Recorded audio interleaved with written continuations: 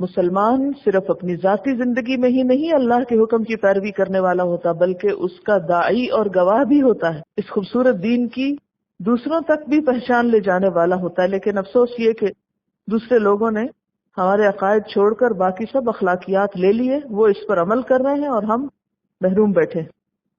اور اس انصاف کی تعلیم کہاں ہے؟ اس الکتاب میں۔ تو ہمیں کیا کرنا ہوگا؟ اس کتاب پہ پرکھ کے دیکھنا ہوگا کہ کس کا حق کتنا ہے، یہ ایک ترازو کی حیثیت رکھتا ہے۔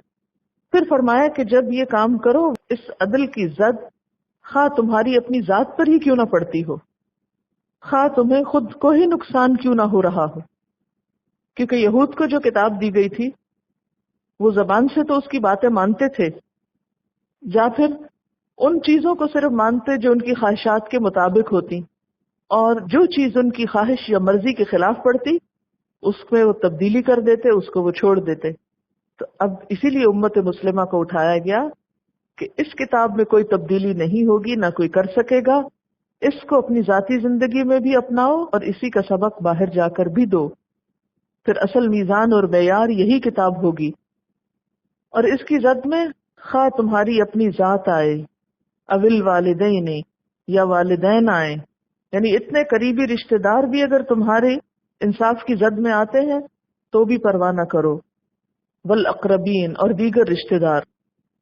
تو اس سے یہ بات بھی پتہ چلتی ہے کہ جہاں رشتہ داروں کے ساتھ احسان کا حکم ہے وہاں انصاف کا بھی ہے۔ یعنی احسان کا مطلب یہ نہیں کہ ہر ان کی صحیح اور غلط بات کو مانتے چلے جاؤ۔ ان یکن غنیا، اگر وہ غنی ہوگا، یعنی جس کے بارے میں تم کو گواہی دینی ہے، اگر وہ شخص غنی ہوگا، او فقیرن یا فقیر ہوگا، تو فکر نہ کرو، فاللہ اولا بہما، اللہ تم سے زیادہ ان کے قریب ہے، ان کا خیر خواہ ہے۔ عام طور پر یہ ہوتا ہے کہ انسان دولت مند کے حق میں گواہی دیتا ہے تاکہ گواہی دینے والا اس سے کچھ فائدہ اٹھا سکے، کوئی دنیاوی مفاد حاصل کر سکے، اور غریب کے حق میں بسا اوقات اس لیے گواہی دی جاتی ہے کہ غریب کا کچھ بھلا ہو سکے، غریب کو کچھ فائدہ ہو جائے، اس پہ ترس کھاتے ہوئے، رحم کرتے ہوئے۔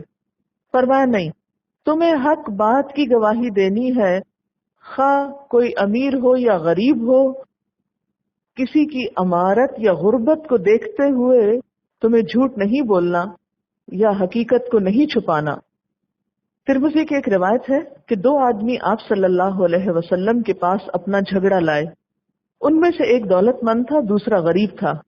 آپ کا رجحان غریب کی طرف تھا کہ چلے اس کی مدد ہو جائے گی، کہ یہ بیچارہ غریب آدمی ہے، امیر پہ کیسے زیادتی کر سکتا ہے۔ اس پہ یہ آیت اتری کہ نہیں، انصاف کرتے وقت یہ نہیں دیکھا جائے گا کہ کوئی غریب ہے یا امیر ہے، ہر صاحب حق کو اس کا حق دیا جائے گا۔ اسی طرح وہ مشہور واقعہ آپ نے سنا ہوگا، بچپن سے ہی یہ کہانی سنائی جاتی ہے، بنو مخزوم کی ایک عورت نے چوری کی، تو یہ ایک بہت معزز قبیلہ تھا، تو قریش کو اس کے بارے میں بہت فکر ہوئی۔ لوگوں نے یہ سوچنا شروع کر دیا کہ کون ایسا ہو سکتا ہے جو حضور صلی اللہ علیہ وسلم کے پاس جا کر سفارش کرے اور اس عورت کا ہاتھ کٹنے سے بچ جائے۔ تو انہوں نے دیکھا کہ آپ صلی اللہ علیہ وسلم حضرت زید بن حارثہ کے بیٹے اسامہ سے بہت محبت کرتے ہیں اور ان کی کوئی بات نہیں ٹالتے۔ تو عام طور پہ ہوتا ہے نا، بچوں سے پیار ہوتا ہے اور ان کی انسان بعض اوقات کوئی ناروا بات بھی سن لیتا ہے۔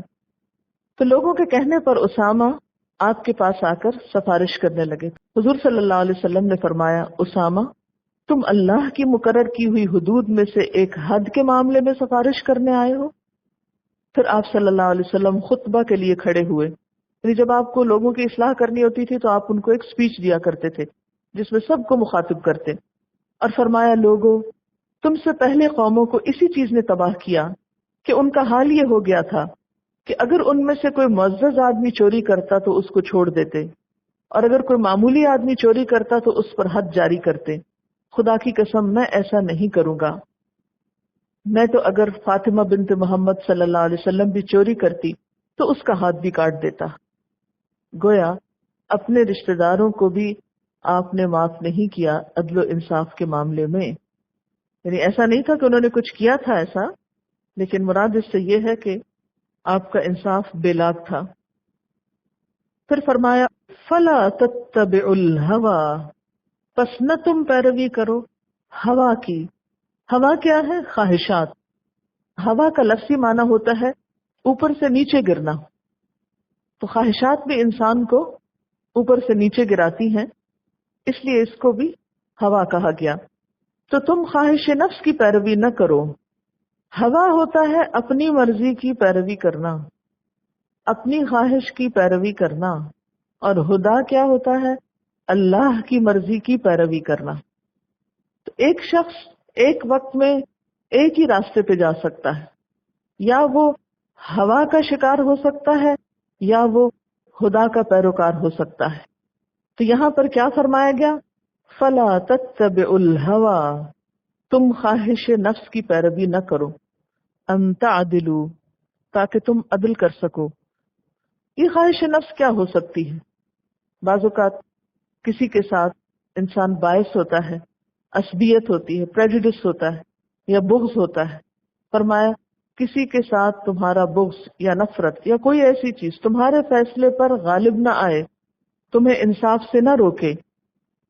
اگر تم نے اللہ کی ہدایت چھوڑ کر اپنی خواہشات کی پیروی کی تو تم قسط سے ہٹ جاؤ گے. ایک اور جگہ پر قرآن پاک میں آتا ہے لا یجرمنکم شنآن قوم علی الا تعدلوا اعدلوا هو اقرب للتقوی. کسی قوم کی دشمنی تمہیں اس بات پہ آمادہ نہ کرے کہ تم عدل سے کام نہ لو. اعدلوا، عدل سے کام لیا کرو. هو اقرب للتقوی، وہ تقوی کے زیادہ قریب تر ہے. تو اس سے کیا بات پتہ چلتی ہے کہ نمبر ایک، انسان اپنے نفس سے بھی رعایت نہ کرے، والدین سے بھی نہ کرے، رشتہ داروں سے بھی نہ کرے، کسی غریب سے نہ کرے، کسی امیر سے نہ کرے، اور انصاف کے راستے میں خواہش نفس کو بھی حائل نہ ہونے دے. ہر حال میں عدل ہی کیا جائے، صرف اللہ کی رضا پیش نظر ہو. کسی مالدار کے مال کی وجہ سے رعایت نہ ہو، غریب کی غربت سے خوف نہ کھاؤ، عصبیت کی وجہ سے فیصلوں کو مت پلٹو. انسان خواہش نفس، دشمنی اور عصبیت میں کیسے عدل سے ہٹتا ہے، اس کو آپ ایک واقعی، ایک مثال سے سمجھ سکتے ہیں. عبداللہ بن رواحہ کو آپ صلی اللہ علیہ وسلم نے خیبر کے یہود کے پاس بھیجا کہ وہاں کے پھلوں اور فصلوں کا تخمینہ لگا کر آئیں. آپ کو یہ معلوم ہے نا کہ پھل جب باغ کے اندر ہی بکتا ہے تو اندازہ لگا کے بیچا جاتا ہے. آپ کو یہ بھی معلوم ہوگا کہ خیبر حضور صلی اللہ علیہ وسلم کے ہاتھوں فتح ہو گیا تھا. پھر آپ نے کیا کیا کہ اس کی زمینوں پر یہود ہی کو متعین کر دیا کہ وہ کام کریں اور پھر اس کا نصف جو ہے مسلمان لے لیں. اب ہوا یہ کہ وہ نصف کا اندازہ کرنے کے لیے خاص ماہر لوگ ہوتے تھے جو باغ کو یا فصل کو دیکھ کر اندازہ کرتے تھے. تو آپ صلی اللہ علیہ وسلم نے پھل کا اندازہ کرنے کے لیے کہ کتنی مقدار ہے حضرت عبداللہ بن رواحہ کو بھیجا. جب وہ وہاں پر پہنچے تو یہود نے رشوت پیش کی کہ وہ کچھ نرمی سے کام لیں. انہوں نے کہا اللہ کی قسم میں اس کی طرف سے نمائندہ بن کر آیا ہوں جو دنیا میں مجھے سب سے زیادہ محبوب ہے، اور تم میرے نزدیک سب سے زیادہ ناپسندیدہ ہو، لیکن اپنے محبوب کی محبت اور تمہاری دشمنی مجھے اس بات پر آمادہ نہیں کر سکتی کہ میں تمہارے معاملے میں انصاف نہ کروں. یہ سن کر انہوں نے کہا اسی عدل کی وجہ سے آسمان و زمین کا یہ نظام قائم ہے. یعنی جب تک ایسے لوگ دنیا میں موجود ہیں تو یہ دنیا قائم ہے. جب ایسے لوگوں کا خاتمہ ہو جائے گا اور عدل کی بجائے ظلم، اور ظلم کیا ہوتا ہے؟ اندھیرا. دنیا میں جب ظلم عام ہو جائے گا تو پھر یہ قائم نہیں رہ سکتی. اور اس معاملے میں تو اتنی شدت ہے کہ امام ابن تیمیہ کا قول ہے کہ کوئی حکومت خواہ وہ کافر کی ہو عدل کی وجہ سے قائم رہ سکتی ہے، لیکن ظلم کی بنا پر مسلمان حکومت بھی قائم نہیں رہ سکتی. یعنی اگر حکمران ظالم ہو تو خواہ وہ مسلمان ہو اسے نقصان ہو سکتا ہے، لیکن اگر ایک حکمران خواہ کافر ہو لیکن عادل ہے تو وہ کامیاب انسان ہے، یعنی دنیاوی اعتبار سے. اور آخرت میں 7 لوگ جو عرش الہی کے سائے تلے ہوں گے، ان میں سب سے پہلا نمبر کس کا ہے؟ حاکم عادل.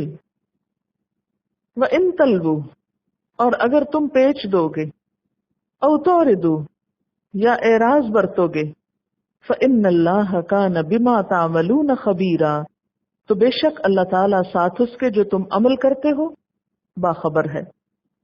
تلوو کا لفظ جو ہے لام واو یہ سے ہے، بات کو اس کے صحیح رخ سے موڑنا، یعنی مرضی کی تحریف کرنا، جان بوجھ کر جھوٹ بولنا۔ اور یہاں مراد کیا ہے؟ گواہی کو چھپانا، گواہی کو اپنی مرضی سے موڑ توڑ دینا۔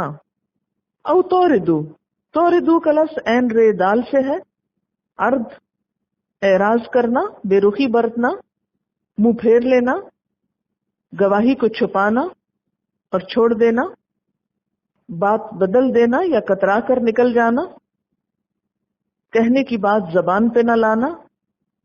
فرمایا کہ اگر تم گواہی کے وقت بات بدل دو گے یا حق سے کترا کر نکل جاؤ گے یا جو بات کہنی چاہیے وہ نہیں کہو گے، اپنی زبان پھیر لو گے، گواہی کا کچھ حصہ چھپا لو گے، تو پھر بظاہر تو ہو سکتا ہے کہ اس ہیرا پھیری سے کچھ کام بن جائے، لیکن جس طرح یہود نے پھر تحریف کی اور اللہ کے احکامات کو چھپایا اور بگاڑا، تو تم دیکھتے ہو کہ اللہ نے دنیا میں ان کو مسخ کر دیا۔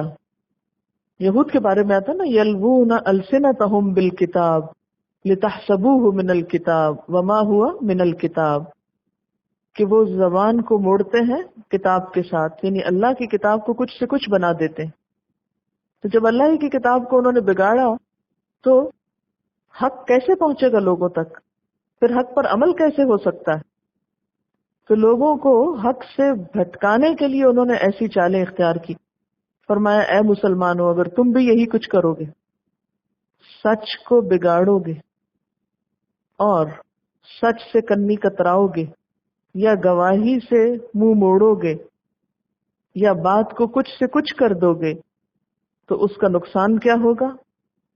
دنیا میں تو ہو سکتا ہے کوئی کام بن جائے، لیکن یاد رکھنا فَإِنَّ اللَّهَ كَانَ بِمَا تَعْمَلُونَ خَبِيرًا، اللہ تمہارے اس عمل سے بخوبی واقف ہے، اس سے تم کچھ بھی چھپا نہیں سکتے، اس کو تو سب پتہ چل جاتا ہے۔